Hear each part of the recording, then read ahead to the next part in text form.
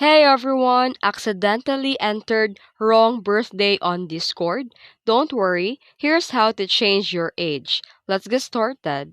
First, open any browser on your phone or PC and search for support.discord.com.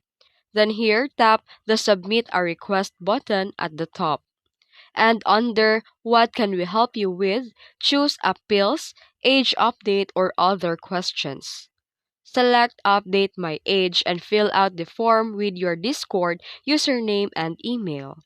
Here you can upload a clear photo of your government ID and show your real date of birth. Submit the request and wait for the Discord to review and update your age.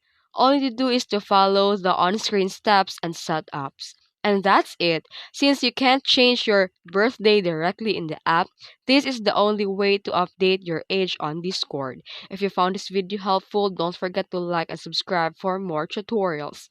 Thanks for watching.